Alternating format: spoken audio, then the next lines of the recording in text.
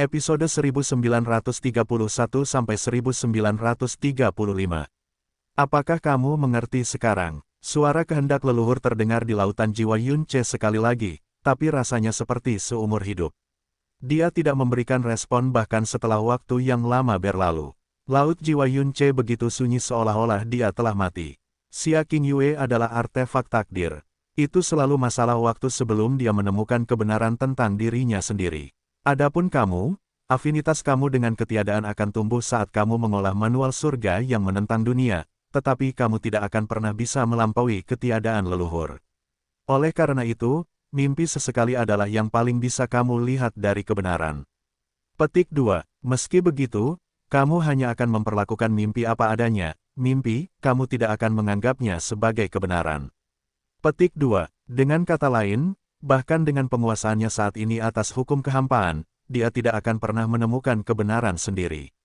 Dia akan berada dalam kegelapan selamanya jika kehendak leluhur tidak menceritakan semuanya padanya. Aku tidak pernah berpikir bahwa aku akan menjadi orang yang akan memberitahumu segalanya ketika aku memulai semua ini. Bahkan takdir yang telah direkayasa sangat sulit untuk diprediksi. Masih belum ada tanggapan dari Yun Ce. Jika ini terjadi pada orang lain, jika ini adalah legenda dari masa lalu yang jauh, dia akan membutuhkan waktu lama untuk mencerna dan merenungkannya. Namun, dia berada di tengah-tengah segalanya, jadi tentu saja dia membutuhkan lebih banyak waktu untuk mencerna semuanya. Bahkan sekarang, tidak ada yang terasa nyata sama sekali. Xia Qingyue telah dibuat. Untuk aku, hari kami menikah, hari dia dan aku bertemu untuk pertama kalinya, mungkin itu adalah hari pertama dia lahir di Primal Chaos. Tidak heran dia tidak pernah bisa merasakan kepedulian terhadap Xia Hongyi. Tidak heran Xia Hongyi tidak bisa sedih atas kematiannya. Hubungan mereka adalah sesuatu yang telah ditanamkan secara artifisial ke dalam kesadaran mereka, dan kenangan bersama mereka hanyalah hasil dari perbaikan karma. Bagaimana mungkin ada cinta keluarga di antara mereka ketika mereka bahkan tidak pernah menghabiskan satu hari satu sama lain? Tidak heran Yue Wuya berhenti untuk Xia Qingyue meskipun tidak mengenalnya, dan mengapa dia memberinya cintanya tanpa syarat. Itu karena naluri dan resonansi garis keturunan luar biasa yang ada di antara keduanya. Tidak heran Kaisar Iblis Pemukulan Surga, seorang wanita dengan nasib tragis, mengatakan bahwa nasib Xia Qingyue adalah yang paling menyedihkan yang pernah dia temui. Ternyata, kesedihan bahkan tidak mulai menggambarkan betapa tragisnya itu. Tidak heran dia telah membuat pilihan terakhir itu dan menolak untuk membocorkan apapun bahkan pada saat-saat terakhirnya. Dia bahkan bertindak lebih jauh dengan membuat kebohongan besar untuk membodohi dia dengan berpikir bahwa dia benar-benar orang jahat yang lebih dari pantas untuk kematiannya. Tidak heran dia menangis di depan kuburan Yue Wuya dan Yue Wugu dan mengklaim bahwa dialah yang membunuh mereka dan Yuanba. Tidak heran dia memilih untuk mengenakan pakaian merah pada hari terakhirnya. Dia telah tiba di dunia ini dengan warna merah, dan dia memutuskan bahwa dia akan pergi dengan warna merah juga. Tidak heran. Ternyata, dia benar-benar telah meninggal ketika dia berusia 16 tahun. Alasan kekuatan atau garis keturunan apapun, termasuk kebalikan mutlak yang merupakan energi mendalam ringan dan energi mendalam gelap, bisa eksis secara harmonis di tubuhnya, sehingga memukau bahkan Kaisar Iblis Pemukul Surga sendiri, tubuh. Vena mendalam Dewa Jahat, Phoenix, Dewa Kemarahan, Serigala Surgawi, Gagak Emas, Phoenix S, bahkan Honger, Yuer, keajaiban kehidupan ilahi, dan bencana kegelapan abadi. 4 dari 7 harta karun mendalam surgawi ada di dirinya sekarang. World Piercer dipegang oleh salah satu kekasihnya, Sui Meiyin, juga. Dia telah melalui kesengsaraan yang tak terhitung jumlahnya dalam hidupnya, tetapi mereka selalu disertai dengan kemajuan besar atau bahkan evolusi besar setelah dia mengatasinya. Bahkan ketika dia masih di benua langit yang mendalam, Jasmine telah mengatakan berkali-kali bahwa dia tidak percaya pada takdir sampai dia mengenal Yun Ce. Dia telah menyatakan secara tidak ironis bahwa dia adalah orang yang memiliki takdir yang besar. Dia telah memulai perjalanannya pada usia 16 tahun, dan dia hanya membutuhkan waktu 20 tahun untuk menjadi kaisar sejati pertama dari alam dewa.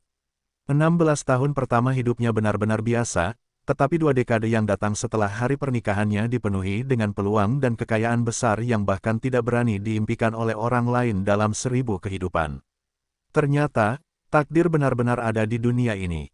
Ternyata, semuanya didorong olehnya. Tapi harga dari takdir ini, Biaya yang diperlukan untuk mendaki untuk menempatkannya di puncak piramida adalah... Aku hanya sedang memikirkan sesuatu. Jika kamu percaya, itu bahkan lebih aneh daripada pengalaman 5 tahun terakhir yang kamu ceritakan kepada kami. Petik 2. Pada malam dia kembali ke Blue Pole Star, ayahnya Yun Qinghong telah melihat bintang-bintang dan menghela nafas melankolis. Apakah kamu benar-benar anakku?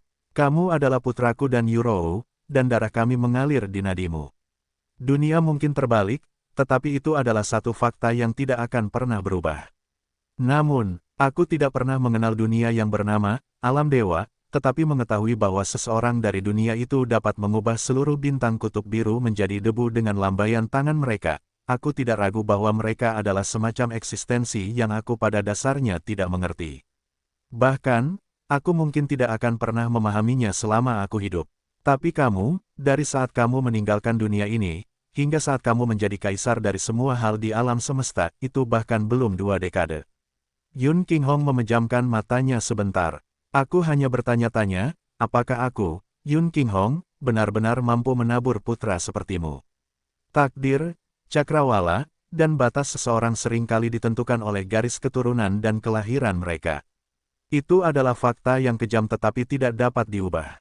Namun, saat ini kamu berdiri pada tingkat yang tidak pernah aku atau seluruh klan Yun harapkan, Cr. Bisakah kamu menyalahkan aku karena memikirkan apa yang aku lakukan? Jika boleh jujur, aku merasa lebih melankolis daripada bangga setelah mengetahui semua yang telah kau capai, nak. Ratapan ayahnya benar-benar tepat. Dengan tingkat latar belakang dan bakatnya, dia paling-paling akan setara dengan Yun Qinghong bahkan jika dia tidak terlahir cacat, dan dia tidak pernah mengalami kesulitan sejati dalam hidupnya. Dia bukan anak pilihan surga seperti yang dia kira, tapi dia pasti telah dipilih oleh seseorang. Dan orang itu adalah inkarnasi terakhir dari dewa leluhur itu sendiri. Statusnya sebagai Kaisar Yun, kehidupannya yang bergejolak namun mempesona, itu didasarkan pada pengorbanan dewa leluhur dan kehidupan paling tragis Xia Qingyue. Tidak, itu bahkan tidak cukup baik untuk disebut kehidupan. Kenapa? Suara Yun Ce terdengar serak dan tidak jelas saat dia akhirnya berbicara lagi. Itu terdengar seperti erangan tegang dari lubuk jiwanya yang paling dalam. Kamu adalah dewa leluhur, bahkan raja dunia hanyalah setitik debu bagimu. Kenapa kau mengorbankan 600 siklus reinkarnasi untuk manusia lumpuh sepertiku? Kehendak leluhur menjawab dengan acuh tak acuh, jika dewa leluhur yang berinkarnasi di sebelah kamu adalah siapapun dari 999 siklus sebelumnya, maka semua ini tidak akan terjadi. Kamu sadar betapa tidak masuk akalnya dewa leluhur mengorbankan tubuh sucinya untuk menyelamatkan satu manusia, dan 600 siklus untuk menempa rantai takdir yang kejam. Namun, kehendak leluhur harus tertidur selama siklus 1000 untuk mencapai kesempurnaan, dan Xiao Lingqi adalah dewa leluhur siklus ini.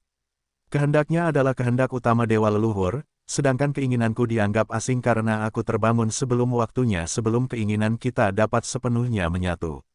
Tidak peduli seberapa lemah kehendak utama, itu masih lebih tinggi dari kehendak leluhur, asing. Akibatnya, aku tidak dapat menentangnya. Petik 2. Dewa leluhur adalah orang yang menyebabkan segalanya, tetapi keputusan itu benar-benar dibuat oleh seorang gadis berusia 15 tahun yang putus asa yang baru saja kehilangan cinta sejatinya. Yun Ce, aku tidak memperkirakan ini sampai itu terjadi, aku telah mengamati dunia selama ribuan tahun, tetapi jelas bahwa aku masih meremehkan kekuatan emosi seseorang. Hidup itu seperti mimpi, dan dunia adalah ilusi. Namun, kenyataan yang dia jalani adalah sesuatu yang bahkan tidak bisa ditenun oleh mimpi. Dia mengingat Xiao Lingqi yang dia kenal sebelum dan sesudah dia berusia 16 tahun. Tatapan dan perilakunya masih sama seperti dulu. Apakah dia ingat sesuatu tentang ini? Yun Ce bertanya dengan lembut.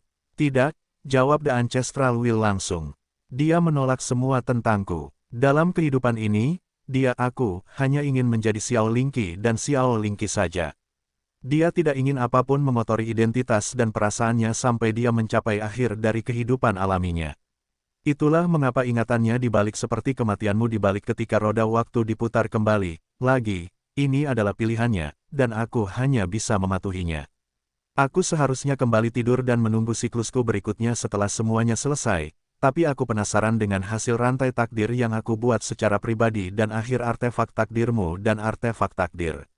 Kehendak leluhur tidak memberitahunya bahwa Xiao Lingqi, pengaruh wasiat utama, adalah alasan utama dia menjadi sangat prihatin dengan nasib Yun Ce.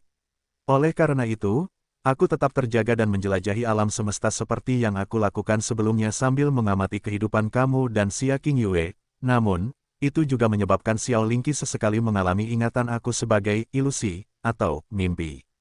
Ketika aku akhirnya tertidur, semua mimpi dan ilusi ini akan hilang selamanya. Dia tidak akan pernah tahu bahwa dia adalah dewa leluhur, tidak pernah tahu tentang patah hatinya, dan tetap menjadi Xiao Lingqi yang paling murni sampai akhir kehidupan alaminya. Kamu akan selamanya merahasiakan ini darinya. Kalau tidak, hatinya yang terlalu lembut pasti akan terperosok dalam penyesalan abadi. Petik 2. Apakah kau akan pergi? Yun Ce memperhatikan finalitas dalam nada suaranya. Kamu telah menjadi kaisar yang tak tertandingi di dunia ini. Artefak takdir juga telah memilih untuk mengakhiri hidupnya sendiri. Keinginannya, aku, sebagai dewa leluhur telah terpenuhi, dan aku telah sepenuhnya menyaksikan belitan takdir yang disebabkan oleh rantai takdir. Sekarang, artefak takdir sudah mati. Rantai takdir di antara kalian berdua juga telah menghilang. Tidak ada lagi alasan bagiku untuk tetap tinggal di dunia ini. Mulai hari ini, aku akan kembali ke tidur aku untuk memulihkan kekuatan asal aku yang hilang sesegera mungkin. Petik 2. Kehendak leluhur menghela nafas. 600 siklus kehidupan menungguku, aku hanya bisa berharap bahwa kekhawatiranku tentang habis hanyalah aku yang tidak mengkhawatirkan apapun. Memberitahumu kebenaran tentang segalanya adalah pekerjaan terakhirku untuknya, aku. Seharusnya kau mengerti maksudku. Yun Ce tidak bisa mengatakan apa-apa tentang itu. Butuh 600 siklus reinkarnasi dewa leluhur dan tragedi seumur hidup Xia Qingyue untuk memberinya kehidupan yang saat ini dia nikmati. Hubungan antara kamu dan dewa leluhur, Xiao Lingqi adalah produk alami dari interaksi 15 tahun kamu. Cintanya padamu mengalir sedalam jiwa itu sendiri. Aku tidak mengganggu artefak takdir, emosi Xia Qingyue dengan cara apapun. Setelah menemukan kebenaran dirinya jauh lebih cepat dari yang seharusnya, dia memilih untuk tunduk pada nasibnya daripada menentangnya. Satu-satunya tindakan pembangkangannya adalah memilih akhir hidupnya sendiri. Dia berjuang melawan takdirnya, tetapi bukan anugerah yang diberikan kepadamu sebagai hasilnya. Kamu telah meninggalkan citra kamu di benaknya selama periode singkat kamu bersama setelah pernikahan kamu. Selama hari-harinya di Frozen Cloud Asgard, dia terkadang mengingat hari ketika kamu keluar dari klan Xiao. Ketika kamu memberinya harapan di alam rahasia lembah surga, citramu menjadi permanen melekat pada jiwanya. Baginya, momen singkat itu mungkin juga selamanya. Ikatan antara kalian berdua mungkin dimulai dari janji wajib, tapi itu adalah hari di mana dia benar-benar menganggap dirinya sebagai istrimu. Dia tidak pernah berhenti melakukannya bahkan sampai akhir. Yun Ce, kamu adalah pria paling beruntung di seluruh alam semesta. Untuk kamu, Xiao Lingqi memilih untuk tetap sebagai Xiao Lingqi untuk selamanya. Untukmu, Xia Qingyue tunduk pada nasib kejamnya dan bahkan melukis dirinya sebagai monster hanya agar kau tidak terluka oleh kematiannya. Tak satu pun dari mereka pernah menyesali keputusan mereka. Kamu tidak memiliki hak untuk menjalani kehidupan yang buruk. Jangan biarkan kebenaran ini menjadi belenggu dan membebani jiwamu. Apa yang kamu miliki hari ini adalah puncak dari keinginan Xiao Lingqi dan Xia Qingyue. Jika hanya untuk semua yang telah mereka lakukan untuk kamu, kamu tidak boleh membiarkan diri kamu tenggelam ke dalam lumpur kegelapan yang tak terhindarkan.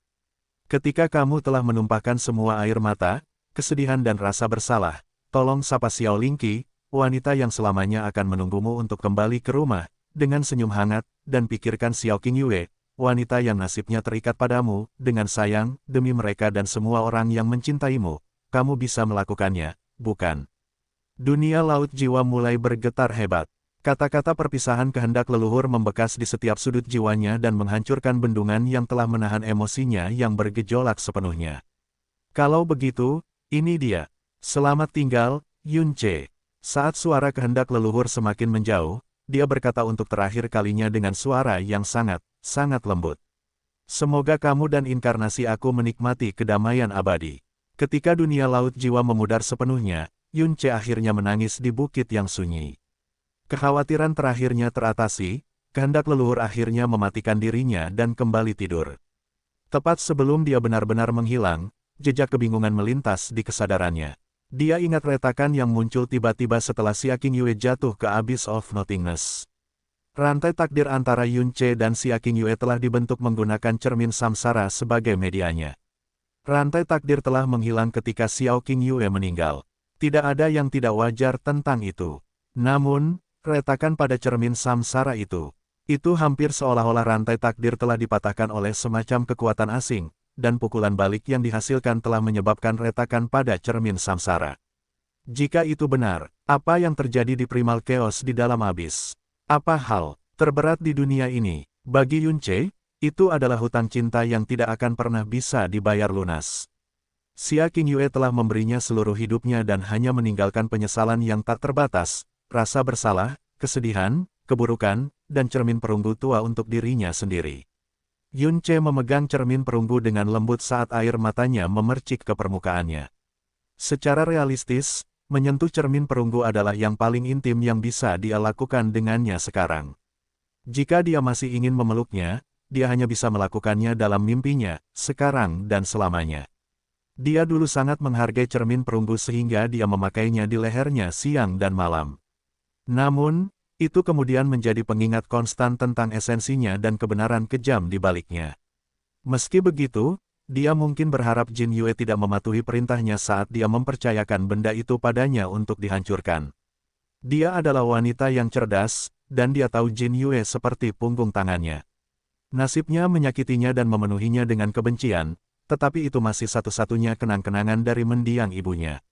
Itulah mengapa dia akhirnya menyerahkan pilihan kepada ajudannya yang paling terpercaya, Jin Yue. Kemudian, dia melarang Jin Yue mendekatinya sampai dia bahkan tidak mau berbicara dengannya kecuali mereka dipisahkan oleh tirai. Itu karena dia takut dia akan membawa malapetaka pada ajudannya. Fakta bahwa dia mengusirnya alih-alih membuatnya pergi bersama Yue Wuji dan Dewa Bulan adalah bukti cintanya pada Jin Yue. Namun, dia perlahan-lahan melenturkan persendiannya yang kaku dan bangkit berdiri. Adegan di depannya persis sama seperti sebelumnya, tetapi dunia di matanya tidak lagi sama seperti sebelumnya. Itu adalah dunia tanpa kehendak leluhur, Xia Qingyue, dan rantai takdir. Kamu tidak memiliki hak untuk menjalani kehidupan yang buruk. Jika bukan karena teguran dari kehendak leluhur, dia akan membutuhkan waktu lebih lama untuk keluar dari penjara mentalnya yang gelap dan kelam. Dia menempelkan cermin perunggu di dadanya dan berbisik, dari Xiao Ce yang bisa dicemooh semua orang, hingga Kaisar Yun yang harus dihormati semua orang. Suatu kali, aku percaya bahwa perjalanan aku telah dimulai dengan warisan Dewa Jahat. Baru sekarang aku menyadari bahwa itu adalah seluruh hidup kamu juga. Petik 2. Mei Yin pernah meminta aku untuk memperlakukan dunia dengan kebaikan dan kasih sayang, aku sekarang tahu bahwa itu adalah keinginan kamu. Terlepas dari semua yang kamu derita di tangan takdir, kamu masih akan membayarnya dengan kebaikan terbesar.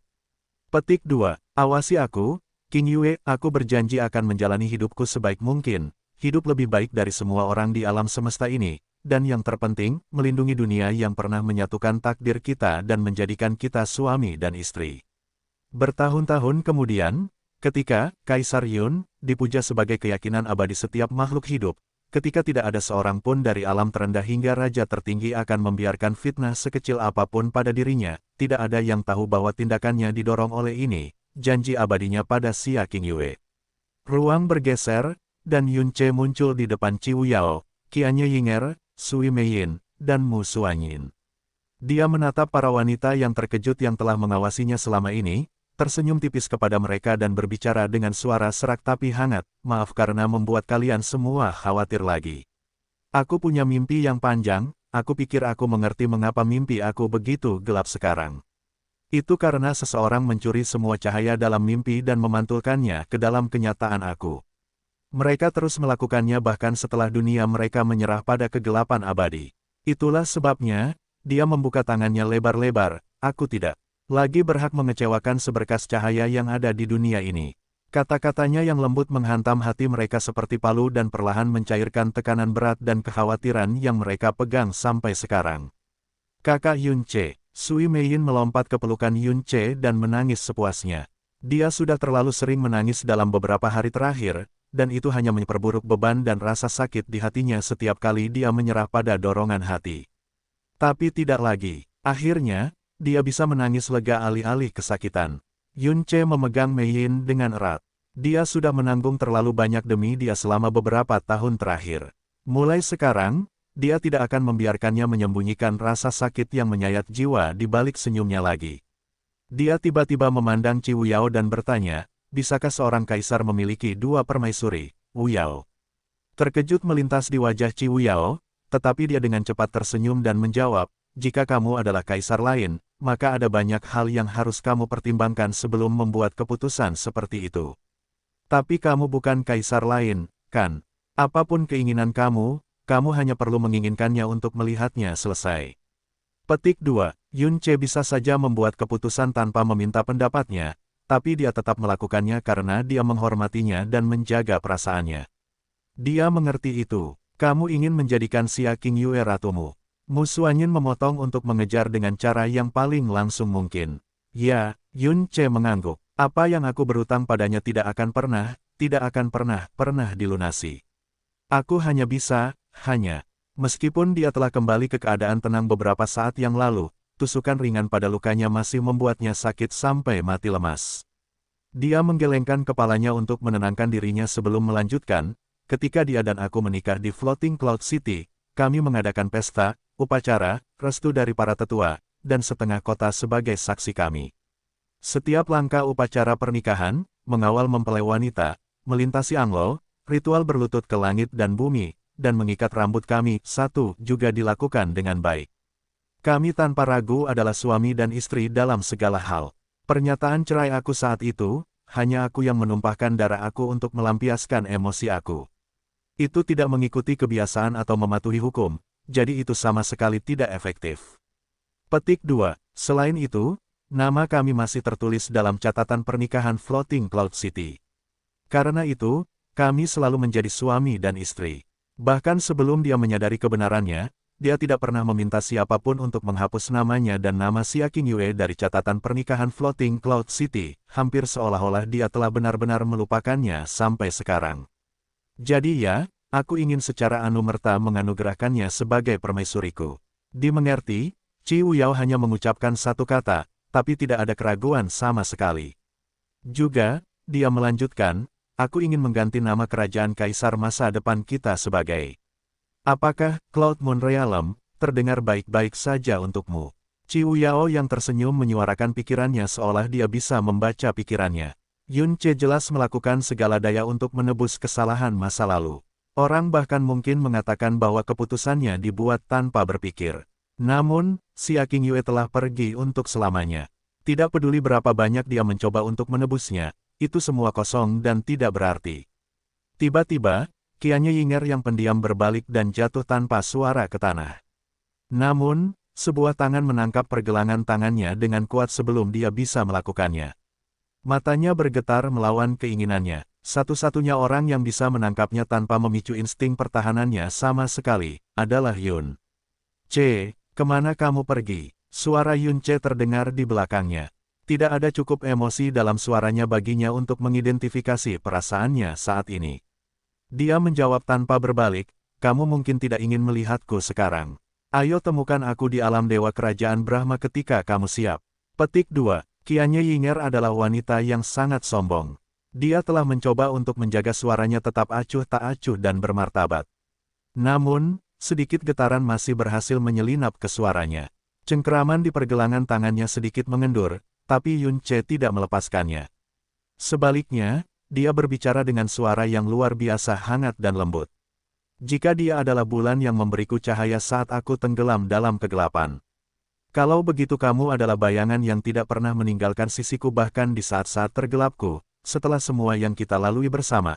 Apakah kamu benar-benar berpikir aku akan membiarkanmu melarikan diri dari sisiku?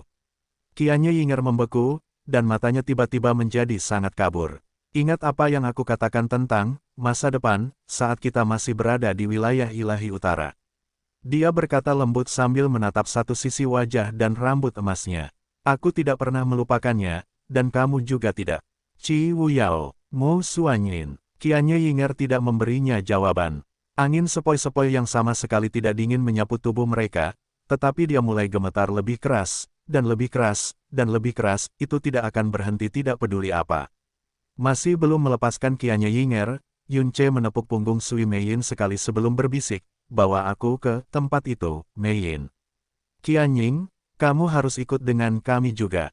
Namun, kiannya Yinger tidak mendengarkannya. Dia tiba-tiba melemparkan tangannya ke samping sebelum menembak ke arah cakrawala dengan kecepatan tinggi.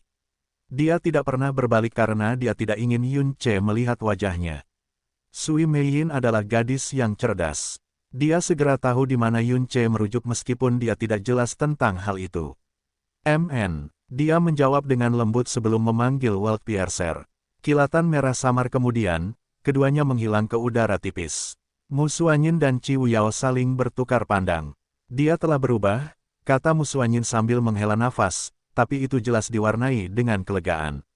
Tidak, dunia di matanya yang berubah total, jawab Chi Wuyao sambil tersenyum. MN, Mu Suanyin mengangguk setuju. Katakan, apakah menurutmu kita harus memberitahunya tentang Yun Si? Chi Wuyao bertanya tiba-tiba. Jarang melihat Chi Wuyao berkonsultasi dengan siapapun tentang apapun karena dia biasanya sangat cerdas dan tegas. Namun, ini adalah satu hal yang benar-benar tidak bisa dia putuskan. Apakah ini saat yang tepat untuk memberitahunya rahasia lainnya, atau tidak akan pernah ada waktu seperti itu? Mu Suanyin menggelengkan kepalanya. Sebaiknya kita melupakan ini. Juga, kamu adalah permaisuri, kamu harus khawatir tentang diri kamu terlebih dahulu. Petik 2. Chi Wuyao tersenyum. Tapi aku tidak keberatan menjadikan anakmu putra mahkota. Mu Suanyin berbalik dan berkata, aku menyerahkan permintaannya padamu. Wuxin pasti khawatir setelah ayahnya tiba-tiba menghilang selama berhari-hari. Mu Suanyin pergi, tapi Chi Wuyao tidak segera pergi. Dia mengamati langit untuk waktu yang lama. Xia Qingyue, aku sama sekali tidak salah tentangmu, bisiknya sambil tersenyum dan akhirnya meletakkan kebingungan yang telah mengakar dalam pikirannya terlalu lama, atau benarkah? Apa alasan di balik kepergian terakhirmu, kau tidak akan mengatakannya, dia tidak akan mengatakannya. Rahasia, sungguh kata yang luar biasa namun menjengkelkan. Dia terus tersenyum. Kurasa aku mungkin tidak akan pernah bisa melepaskanmu.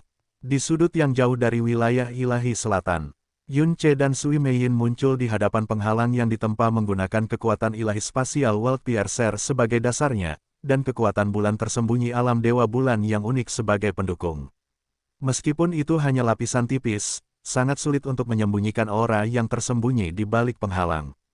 Penghalang khusus ini adalah alasan utama Chi Wuyao pada akhirnya tidak dapat menemukan dewa bulan yang hilang meskipun mengerahkan kekuatan dari keempat wilayah ilahi untuk menemukan mereka. Sekarang dia cukup dekat, Yun Ce bisa merasakan 8 aura dewa bulan yang berbeda berada di dalam penghalang. Ada juga aura dari 27 utusan ilahi dewa bulan. Saudari Qingyue menemukan planet ini dan meletakkan penghalang ini hampir dari awal, kata Sui Meiyin lembut. Dia memberitahuku bahwa dia akan menyembunyikan inti dari alam dewa bulan di tempat ini setelah kakak Yun Ce kembali. Dia juga meminta aku untuk meminta kamu untuk memaafkan mereka dan mengembalikan alam dewa bulan kepada mereka setelah kamu menjadi tuan dan penguasa alam dewa. Meiyin, kaulah yang menyelamatkan keluarga dan hidupnya. Karena itu, aku yakin dia akan menyetujui permintaan kamu apapun yang terjadi. Aku yakin bahwa seseorang secerdas kamu akan menemukan cara yang lebih baik daripada aku untuk menjelaskan sesuatu, metode yang lebih baik yang akan mengarah pada hasil yang lebih baik. Sui Meiyin tidak pernah bisa melupakan apapun yang dikatakan Xia Qingyue padanya. Tetapi, Yun Ce tidak mengatakan apa-apa. Saat dia mulai berjalan, Sui Meiyin membuat gerakan mengiris dengan World Piercer dan mengikuti di belakang Yun Ce ke penghalang. Tidak ada yang mendeteksi entry mereka sama sekali. Aura Dewa Bulan segera menjadi jelas setelah mereka memasuki penghalang. Anehnya, ke-8 Dewa Bulan dan 27 utusan Dewa Bulan hadir di tempat kejadian. Terlebih lagi, itu terdengar seperti pertengkaran sengit antara Dewa Bulan, sedemikian rupa sehingga beberapa aura mereka menjadi tidak terkendali. Lepaskan aku, hari ini adalah hari di mana aku akan meninggalkan tempat terkutuk ini bagaimanapun caranya. Gemuruh, ada ledakan keras, dan planet alam bawah yang rapuh di bawah kaki mereka mengerang dengan cara yang menunjukkan bahwa planet itu bisa dihancurkan kapan saja. Cukup, Yue Wuji menegur Dewa Bulan kejam merah sambil mempertahankan cengkeraman maut di lengannya, seluruh alam dewa telah jatuh ke tangan Yunce, dan bahkan Kaisar Dewa yang masih hidup pun menginjak es tipis. Kamu pada dasarnya melakukan bunuh diri jika kamu pergi ke sana sekarang. Petik 2. Aku lebih baik mati daripada terus hidup seperti ini lebih lama lagi. Dewa Bulan Kejam Crimson mengguncang tangan Yue Wuji ke samping dan mengucapkan dengan mata merah. 3 tahun. Sudah 3 tahun sejak kami datang ke tempat yang ditinggalkan dewa ini.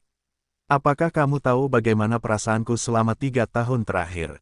Kami adalah pembawa warisan Dewa Bulan, dan kami mulia di luar imajinasi. Tapi hari ini, kami terpaksa bersembunyi di alam bawah seperti anjing. Tidak, bahkan seekor anjing memiliki lebih banyak kebebasan dan martabat daripada kita. Semua Dewa Bulan dan utusan Dewa Bulan mengenakan ekspresi rumit di wajah mereka. Ini adalah perintah terakhir mendiang Kaisar Dewa. Yue Wuji menegur dengan kerutan di wajahnya. Semua orang meremehkan Yunce dan kekuatan wilayah ilahi utara saat itu. Jika bukan karena rencananya, kita pasti sudah binasa karena kekuatan Yunce sejak lama. Kita akan menemui akhir yang sama dengan surga abadi. Itu lagi, aku sudah sering mendengarnya sampai aku muak. Dewa Bulan Kejam Merah berkata dengan gigi terkatup, juga, menurutmu kenapa? Kita dalam keadaan seperti ini hari ini. Ini semua karena dia, Crimson Kejam. Dewa Bulan Giok Biru melangkah maju dan berkata dengan marah, kamu tidak akan menghina atau memfitnah Tuan. Fitnah. Crimson Cruel Moon God menyapu pandangannya ke wajah semua orang sebelum menusukkan jari ke arah mereka. Apakah kalian semua masih berpikir bahwa tuduhanku adalah fitnah? Almarhum Kaisar Dewa adalah istri Yunce. Dia mungkin telah memilih untuk bergabung dengan musuh-musuhnya saat itu, tetapi semua orang tahu bahwa itu adalah satu-satunya pilihan rasional yang bisa dia buat saat itu. Kamu semua tahu berapa banyak kerajaan raja yang telah diampuni Yunce sejak menyatukan 4 wilayah ilahi. Dia akan memaafkan alam Dewa Bulan juga jika mendiang Kaisar Dewa tidak cukup bodoh dan kejam untuk mencoba membunuh Yunce 2 kali, dan menghancurkan alam bintangnya. Itulah sebabnya Yunce telah menghukum alam Dewa Bulan lebih keras daripada alam bintang lainnya di Primal Chaos. Itulah mengapa alam Dewa Bulan benar-benar hancur, dan mengapa kita terjebak dalam hal ini. Diam, Chiang, ada kilatan biru, dan Crimson Cruel Moon God merasakan pedang berwarna hijau tua menempel di tenggorokannya. Yao Yue, Dewa Bulan Giok Biru, mengucapkan dengan aura yang sedikit acak-acakan, satu kata lagi yang tidak menghormati guru, dan aku akan membunuhmu sendiri. Tapi Crimson Cruel benar, keluh Moon God lainnya. Kenapa kamu membelanya sampai sekarang, Yao Yue? Cukup, tutup mulutmu. Yue Wuji memelototi pembicara sebelum menghadapi Crimson Cruel sekali lagi. Kamu bebas untuk bunuh diri jika kamu mau, tapi ketahuilah bahwa kamu akan menyeret kami semua bersamamu ke kuburan saat kamu mengungkapkan lokasi kami. Kami nyaris tidak berhasil melarikan diri dengan warisan Dewa Bulan yang utuh, dan sekarang kamu akan menghancurkan semuanya dengan seenaknya. Dia menurunkan volumenya sebelum melanjutkan. Tahan sebentar lagi. Almarhum Kaisar Dewa memberitahu aku bahwa seseorang akan datang dan membawa kami keluar. Ketika saatnya tiba, kita akan dapat meninggalkan tempat ini dengan aman. Dan ditertawakan oleh seluruh dunia. Dewa Bulan Kejam Merah meraung, surga abadi, laut selatan, Dewa Naga, mereka mungkin telah dimusnahkan, tapi setidaknya mereka semua pernah bertarung melawan Yunce sebelumnya. Namun, kami melarikan diri dengan ekor di antara kaki kami sebelum menyerang Yunce. Apa lelucon? Sayang sekali, bahkan aku tidak bisa memaksa diriku untuk melihat wajahku sendiri dengan apapun kecuali cemoohan. Terus, apa yang lebih penting, kebanggaan kita atau warisan Dewa Bulan? Yue Wuji menegur Dewa Bulan Kejam Crimson bahkan lebih keras dari sebelumnya. Aku ulangi, alasan kami bertahan sampai hari ini bukan karena kami terlalu pengecut untuk mati, tetapi karena kami perlu menjaga warisan Dewa Bulan tetap hidup. Apakah kamu benar-benar ingin melihat warisan kami terputus secara permanen seperti surga abadi atau laut selatan? Petik 2. Yue Wuji telah menerima Imperial Moon Glaze Pearl dari Xia King Yue, yang berarti bahwa dia adalah Moon God Emperor saat ini. Namun, otoritasnya jelas tidak bisa dibandingkan dengan Xia King Yue atau Yue Wuya. Dia tidak mampu benar-benar memerintah Dewa Bulan. Dewa Bulan Kejam Merah mendorong Yue Wuji dan mencoba mengatakan sesuatu. Kemudian, ekspresi dan tubuhnya membeku seperti disambar petir. Dia bukan satu-satunya yang memperhatikannya. Semua orang juga melihat ke atas dengan kaget. Mimpi buruk hidup mereka berdiri hanya 1,5 kilometer di atas kepala mereka. Yun Ce.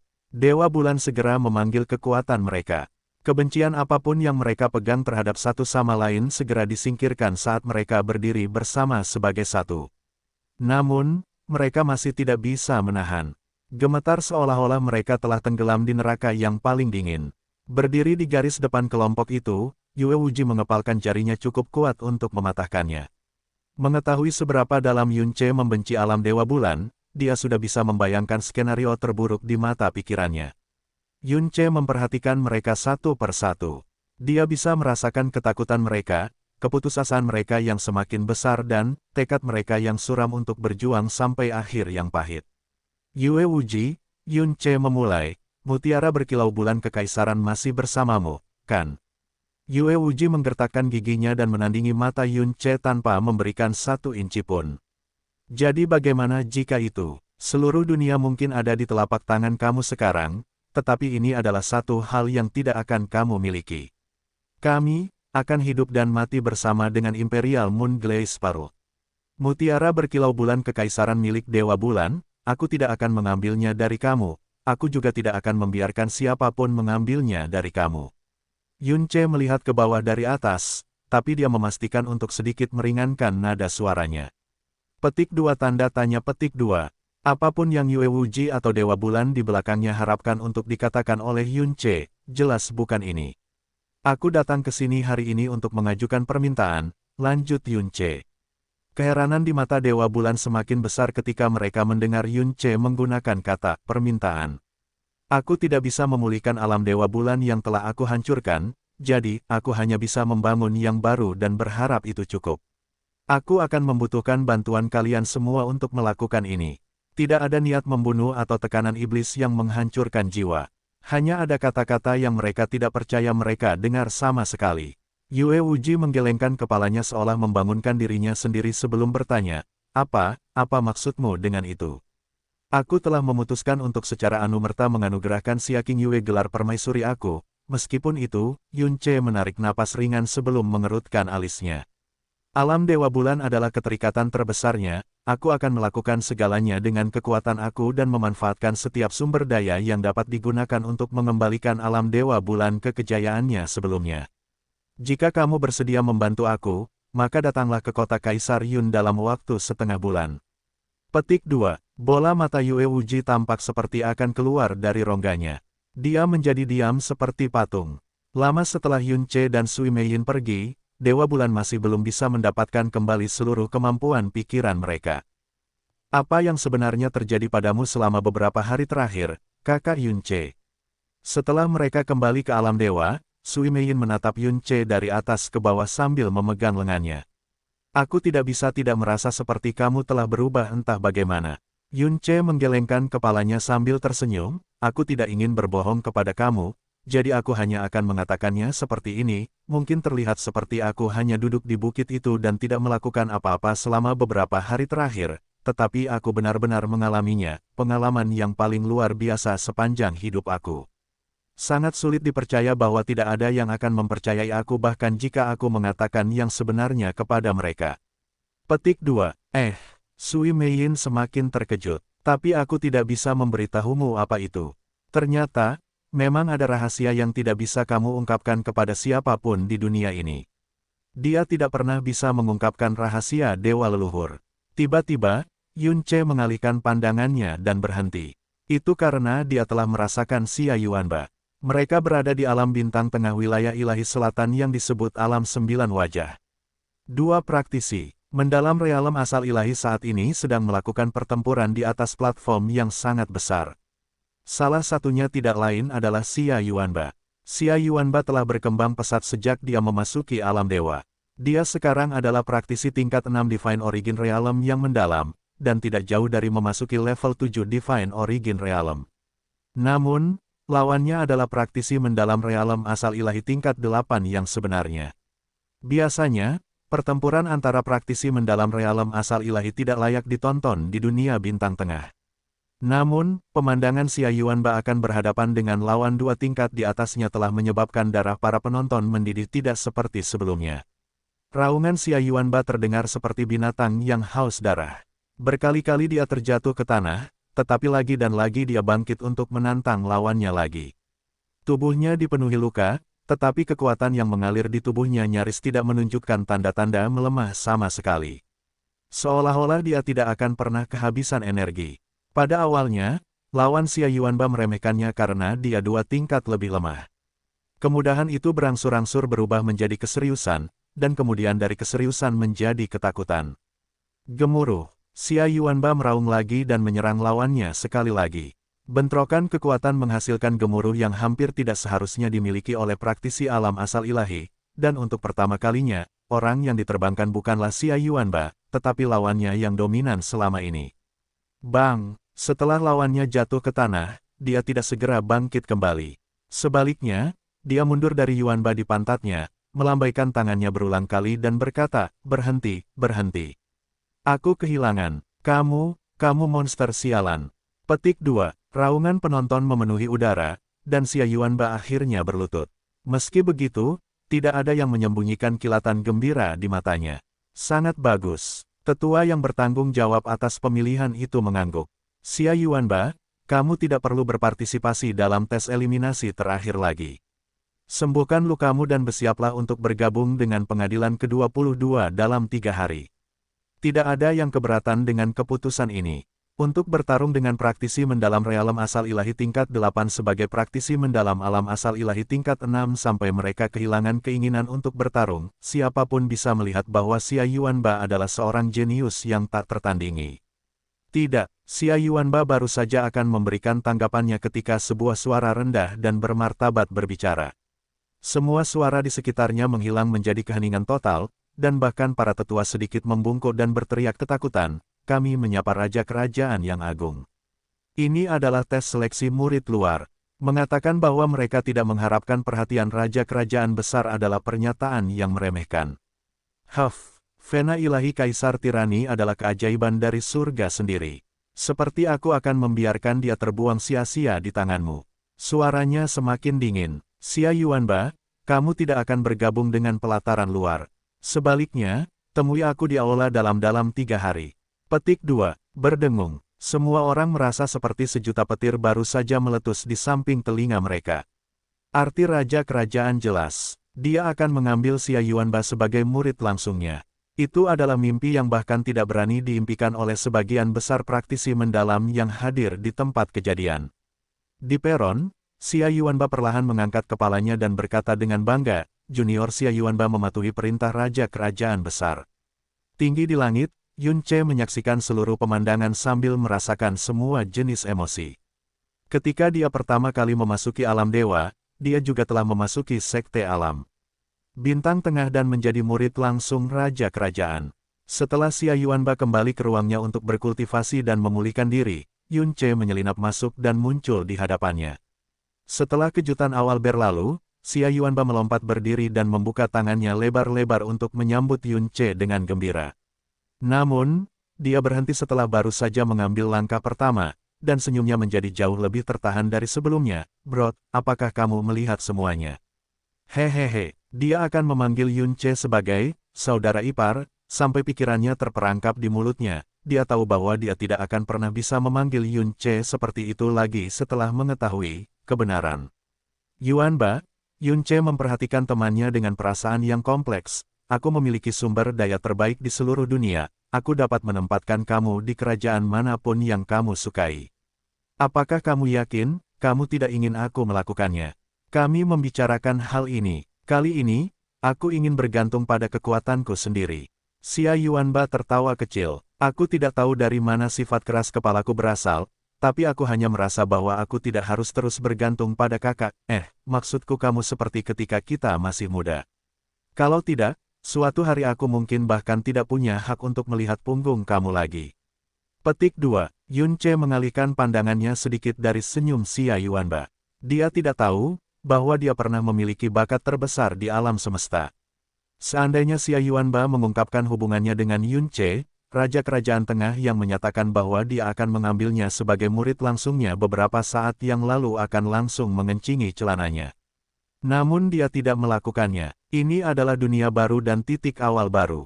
Kali ini, dia akan mencapai puncak kekuatan dengan kedua kakinya sendiri. Sangat baik, jawab Yun Ce. Dia akan menghormati pilihan Xia Yuanba, tentu saja. Dia juga bisa merasakan semacam gairah terpendam di mata saudaranya. Semakin vena ilahi Kaisar Tirani terbangun, semakin besar keinginannya akan kekuasaan dan kebanggaan akan kekuatannya sendiri. Dia yakin bahwa tidak akan lama sebelum Xia Yuanba membuat nama untuk dirinya sendiri. Ini untukmu, Yuanba. Yun Ce menyerahkan Yuanba sebuah batu permata yang bersinar merah samar. Itu tidak lain adalah giok dunia ketiga dan terakhir. Ini disebut giok dunia. Ini akan memindahkan kamu ke kota Kaisar Yun hanya dalam beberapa tarikan napas dimanapun kamu berada. Pastikan kamu mengenakan ini pada orang kamu sehingga kamu dapat segera menggunakannya jika kamu menghadapi krisis yang mustahil. Petik 2. Dia telah memberikan giok dunia pertama kepada Yun Wuxin, dan yang kedua kepada Jun Silei. Hari ini, dia memutuskan bahwa Xia Yuanba akan memiliki giok dunia ketiga dan terakhir. Memiliki artefak ilahi spasial berarti memiliki kehidupan ekstra. Biasanya, tidak ada yang akan menolak hadiah yang begitu berharga, tetapi Xia Yuanba melambaikan tangannya tanpa ragu-ragu dan berkata, "Tidak apa-apa, aku tahu secara langsung betapa sulitnya melintasi ruang alam dewa, kamu harus menyimpan ini untuk Wuxin daripada aku yang tua." Petik 2. Juga, Xia Yuanba menambahkan dengan serius, "Jika suatu hari aku binasa di alam dewa, itu berarti kekuatan atau nasibku tidak cukup, aku akan menerimanya tanpa penyesalan."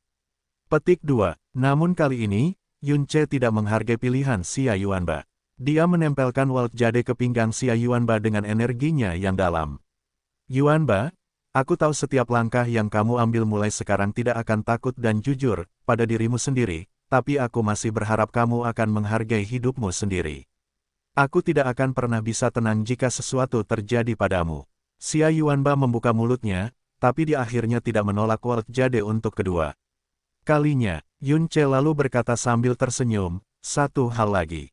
Jangan ragu untuk memanggil aku sebagai saudara ipar seperti sebelumnya." Petik 2. Reaksi Xia Yuanba lebih besar dari semua reaksi lain yang dia tunjukkan sampai saat ini.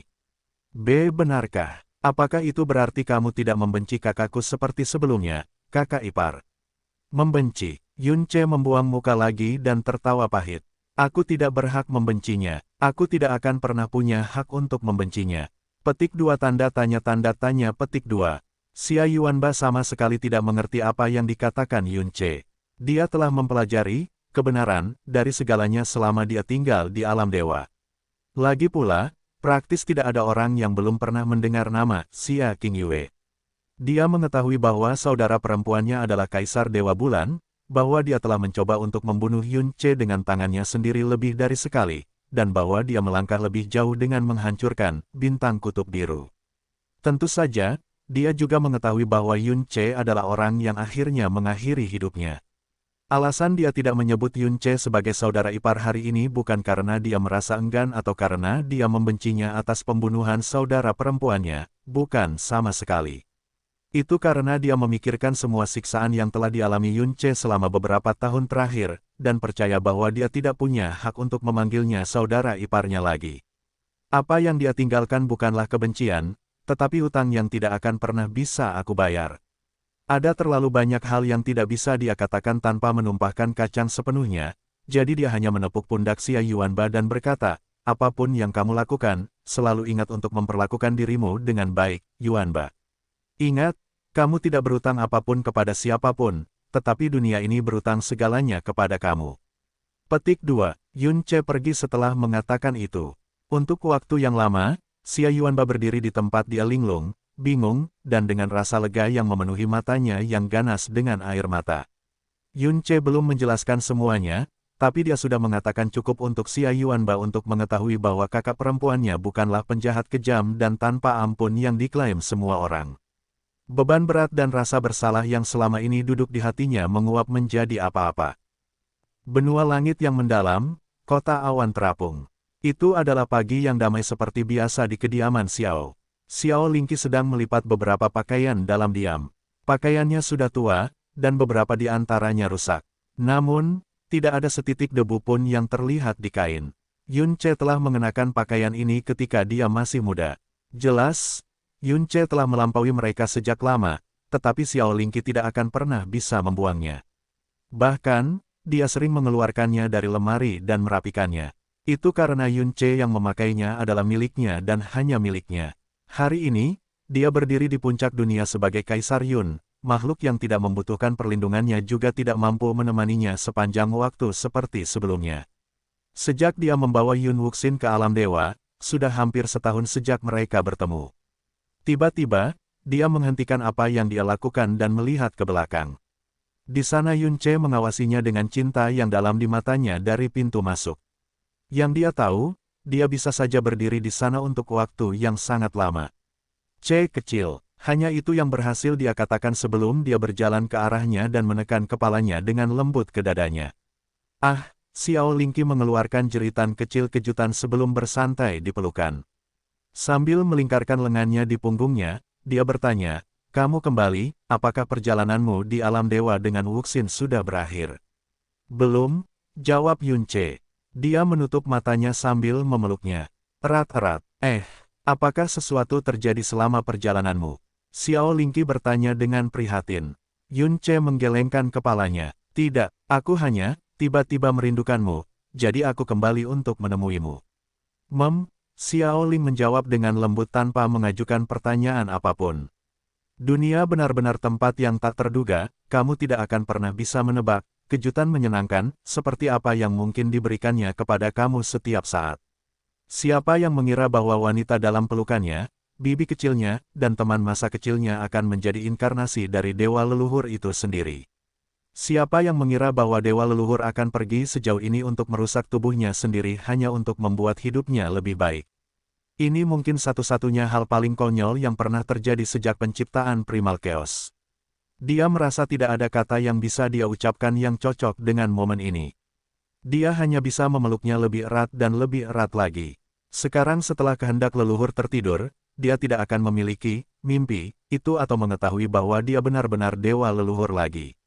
Dia hanya akan menjadi Xiao Lingqi dan Xiao Lingqi saja. Ketika dewa leluhur menyelesaikan siklus kehidupan ini, dia akan bergabung dengan kehendak leluhur dan bersiap untuk memasuki siklus berikutnya. Ingatannya sebagai Xiao Lingqi mungkin menjadi tidak penting seperti setitik debu yang sedikit lebih besar di alam semesta. Dia tidak akan pernah memperlakukannya seperti sebelumnya. Adapun dia, tidak akan ada reinkarnasi baginya. Ketika dia mencapai akhir hidupnya, dia akan menghilang sepenuhnya dari alam semesta ini sama seperti orang lain. Dinyatakan dalam catatan kuno Dewa Naga bahwa reinkarnasi tidak ada lagi di dunia ini karena sumur samsara telah dihancurkan. Setelah era para dewa berakhir, semakin sedikit harapan untuk memulihkan siklus reinkarnasi. Reinkarnasinya sendiri adalah kasus khusus yang didorong oleh dewa leluhur dengan paksa melalui cermin samsara. Sekarang setelah kehendak leluhur telah kembali tidur, itu jelas tidak akan terjadi lain kali. Dalam hal ini, hanya ada satu hal yang bisa dia lakukan. Dia akan memberikan dewa leluhur, tidak, Lingqinya, kenangan terbaik yang bisa dia berikan dalam hidup ini. 1 tahun lagi berlalu dalam sekejap mata. Berita terbesar tahun ini tanpa diragukan lagi adalah penobatan Kaisar Yun bukan hanya 1, tapi 2 permaisuri. Ciu Yao bernama Permaisuri Iblis, dan mendiang Xia King Yue, Permaisuri Ilahi. Dia juga memerintahkan penghentian sementara pembangunan alam Kaisar Yun dan mengalihkan seluruh sumber daya dan tenaga kerja alam dewa untuk membangun kembali alam dewa bulan. Tidak ada pengumuman resmi atau penjelasan mengapa keputusan itu dibuat. Secara alami, itu memicu rumor dan spekulasi yang tak terhitung jumlahnya. Untuk Dewa Bulan dan utusan Dewa Bulan, tahun ini terasa seperti mimpi yang tidak bisa mereka bangun. Selama bertahun-tahun, mereka percaya bahwa persembunyian mereka pada akhirnya akan berakhir dengan pembunuhan dan eksekusi berikutnya di tangan Kaisar Yun. Sebagai gantinya, dia secara pribadi mengundang kembali ke alam dewa, secara anumerta menobatkan almarhum Kaisar Dewa mereka sebagai permaisuri ilahi, dan secara harfiah mencurahkan setiap sumber daya dan tenaga yang tersedia untuk membangun kembali alam Dewa Bulan. Faktanya, Yun Che secara pribadi telah memilih dunia bintang terbaik untuk mereka sebelum konstruksi dimulai. Kecepatan konstruksi dan jumlah tenaga kerja dan sumber daya yang diinvestasikan ke dalamnya jauh melebihi imajinasi Dewa Bulan. Setahun masih terlalu singkat untuk mengembalikan Divine Moon City ke masa kejayaannya, tapi itu pasti tidak akan memakan waktu lebih lama. Sepanjang tahun, Yun Ce menghabiskan hampir separuh waktunya hanya menonton alam Dewa Bulan yang baru perlahan membangun kembali dirinya menjadi bentuk dalam ingatannya. Alam Dewa Awal Mutlak, Jurang Ketiadaan. Ding, space itu sendiri tersentak, tetapi itu hanya menyebabkan dering lembut yang instan. Jun Silei perlahan berbalik. Dia tidak menghunus pedang tanpa nama, tetapi energi pedang tanpa nama yang tak berujung memenuhi ruang dalam jarak 50 km darinya. Kekuatannya yang dalam hampir tidak meningkat selama tahun-tahun yang dia habiskan di alam Dewa Awal Absolut, tetapi penguasaan aura pedangnya telah memasuki dunia yang sama sekali berbeda. Ketika Jun Wuming melihat muridnya menghancurkan ruang itu sendiri tanpa meninggalkan satu jejak pun di belakang, senyum bangga melekat di wajahnya untuk waktu yang lama. Kulitnya memerah, dan matanya jernih. Dia benar-benar terlihat lebih muda dari tahun lalu. Jun Silei mendarat di depan tuannya dan berkata, akhirnya aku mencapai alam yang kamu bicarakan, Tuan.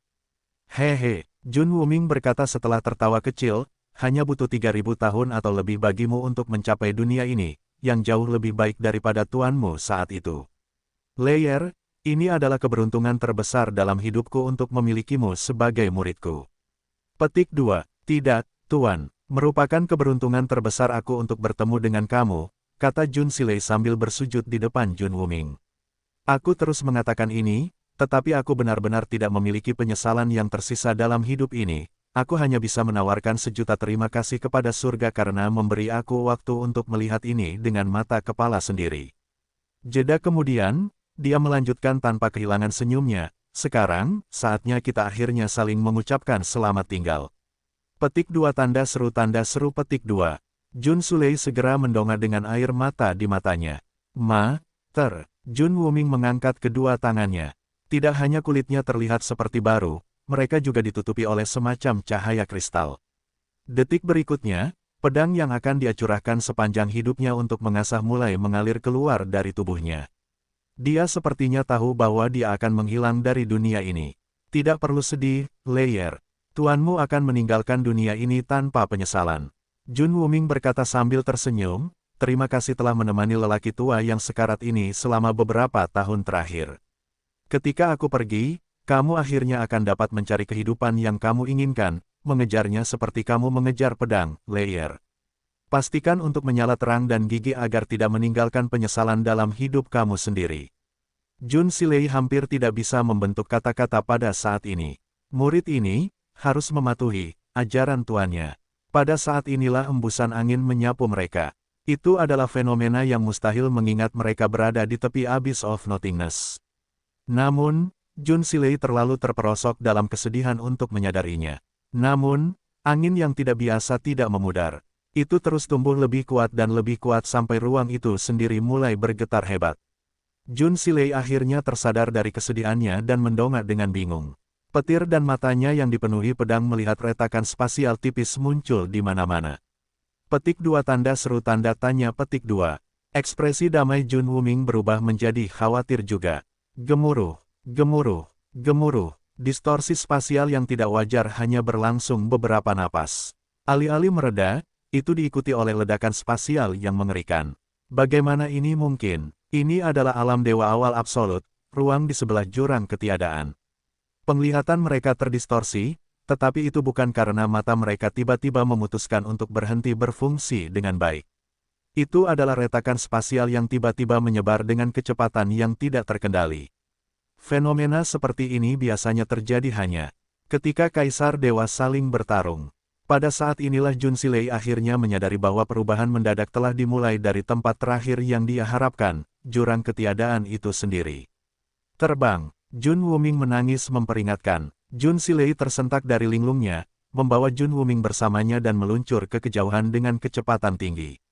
Namun, keruntuhan spasial terus tumbuh semakin kuat, dan gelombang pasang yang tampaknya mampu melahap apa saja dan segala sesuatu yang menghalanginya berada tepat di belakang mereka. Mereka terbang sejauh 5 km atau lebih sebelum ledakan lain terjadi di belakang mereka.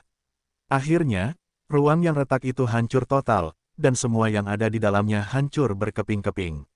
Bencana spasial yang tiba-tiba akhirnya tampaknya telah berhenti.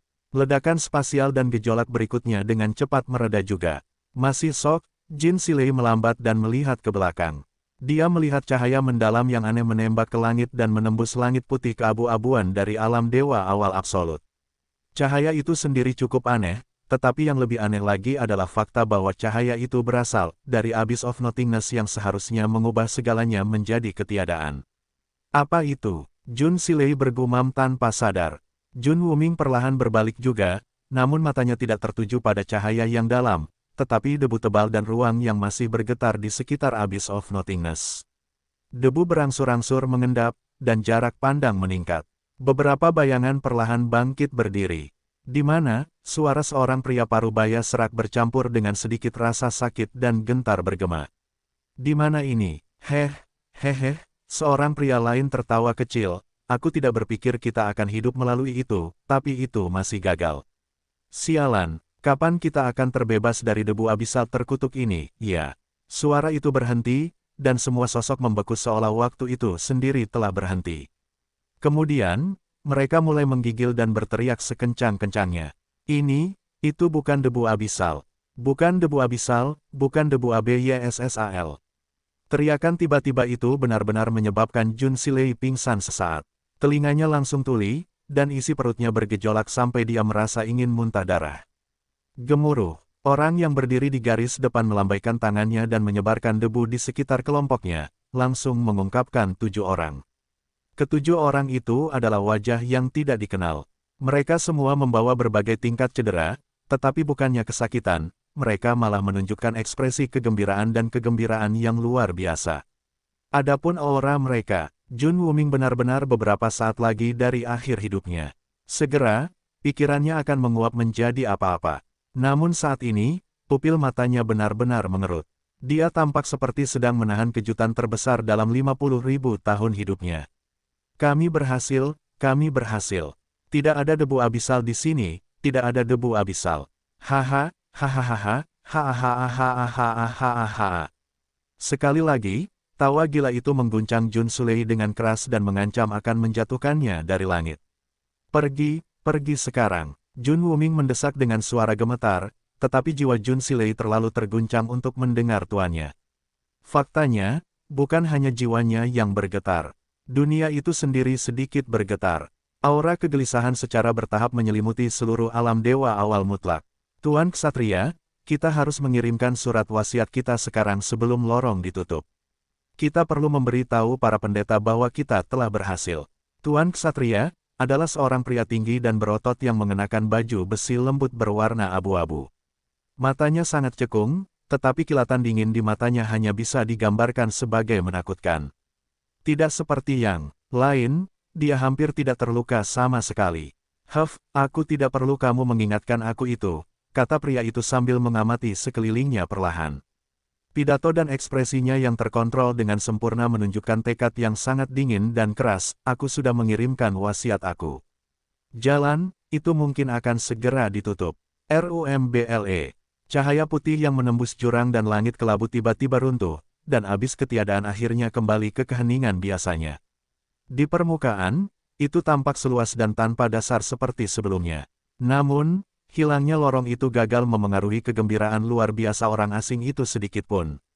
Zhao Guang, Zhao Ming, bagaimana lukamu? Pria berbaju perak itu bertanya. Kedua pria yang dia panggil segera bergerak di belakangnya dan menjawab, tidak apa-apa mengingat kita telah menembus jurang. Jika catatan tidak berbohong, tempat ini kemungkinan besar adalah alam dewa, dari awal yang mutlak. Pria berbaju zirah perak mengangkat tangannya seolah-olah dia sedang mencoba untuk merangkul seluruh dunia baru. Dunia tanpa debu abisal, betapa kami merindukan hari ini. Hari ini menandai awal dari era yang sama sekali baru, dan semua orang yang berdiri di sini akan dikenang selamanya sebagai pelopornya.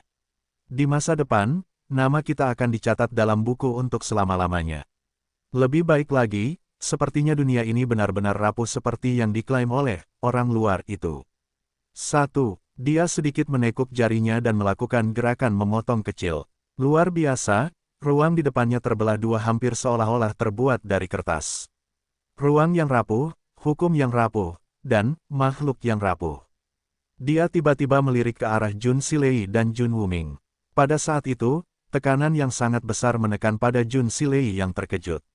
Itu lebih berat daripada tekanan apapun yang pernah dia temui, lebih besar dari apa yang seharusnya mungkin mengingat batas-batas alam semesta saat ini.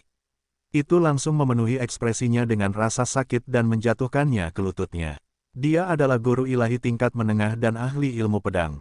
Bahkan Yun Ce dengan kekuatan penuhnya pun tidak dapat menekannya sejauh ini hanya dengan auranya.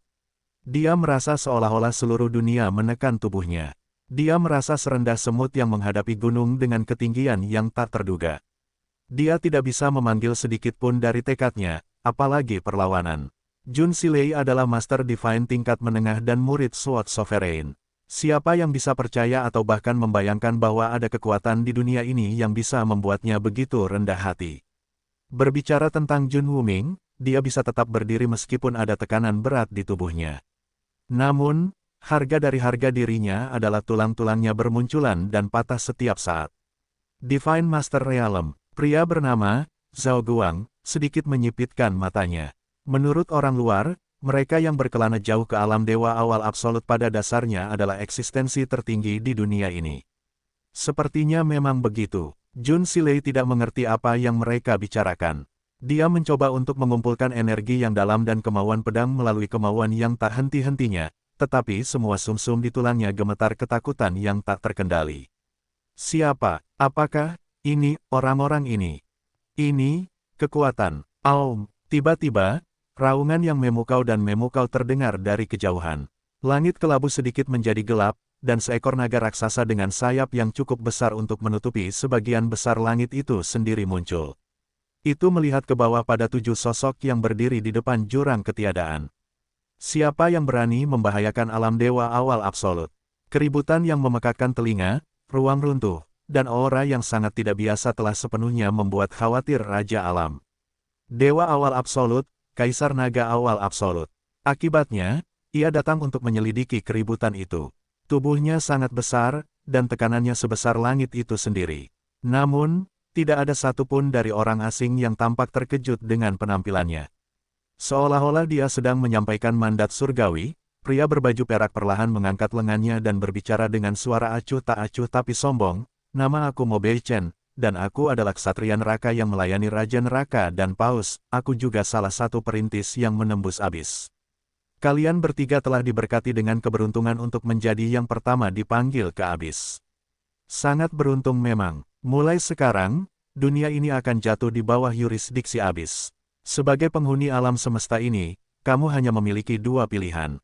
Kamu harus tunduk pada abis, atau mati." Mo Bei Chen adalah nama yang belum pernah didengar siapapun sebelumnya. Tidak pernah ada ahli tertinggi dengan nama keluarga, Mo, di dalam atau di luar alam dewa awal absolut. Abis, Kaisar Naga Absolute mulai mengucapkan kata-kata dengan perlahan. Ia telah hidup untuk waktu yang sangat lama, tetapi tidak pernah merasakan aura yang aneh dan tidak menyenangkan sebelumnya. Tidak ada kekuatan yang berpengaruh, tapi ruang tidak akan berhenti bergetar. Seolah-olah dunia itu sendiri gemetar ketakutan akan sesuatu. Suasana alam dewa awal absolut yang biasanya tenang dan damai kini telah berubah menjadi sesuatu yang lebih menyeramkan. Kaisar Naga perlahan menyentuh ke-7 orang itu dengan persepsi spiritualnya.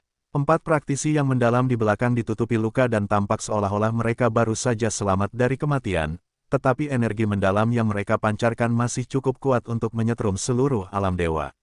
Meskipun mereka cedera, tekanan yang mereka keluarkan sama dengan Long Bai di masa jayanya. Long Bai kuat karena dia adalah naga yang mewarisi darah tipis Dewa Naga. Batas atasnya secara alami melampaui semua ras lain.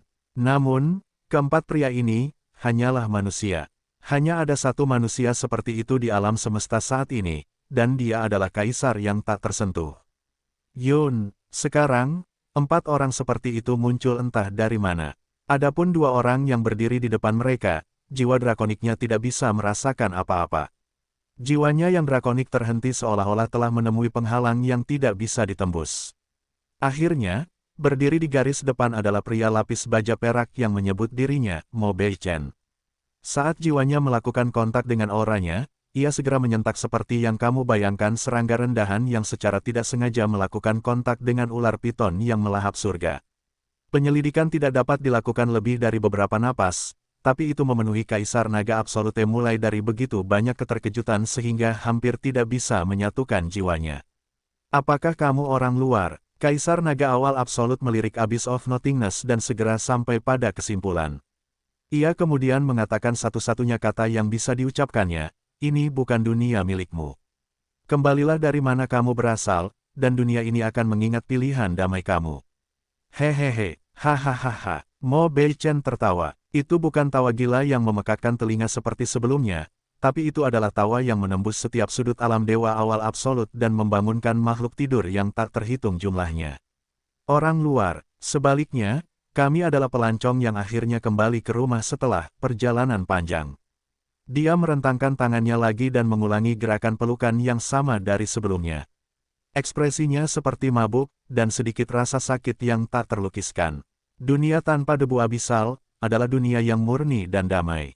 Wosh! Hembusan angin bertiup, dan suara Mo Beichen tiba-tiba menjadi jauh lebih keras dan lebih keras daripada sebelum. Dunia ini seharusnya milik kita. Apakah kamu tahu berapa banyak rasa sakit dan penderitaan yang harus kami tanggung untuk membuatnya kembali? Kalian orang-orang yang harus menikmati dunia tanpa debu abisal, berani menyebut kami sebagai orang luar. Hehahaha. Setiap kata terdengar seperti petir yang cukup keras untuk menghancurkan jiwa seseorang. Itu sangat mengguncang Jun Wuming, tetapi dia tetap berdiri dengan bangga.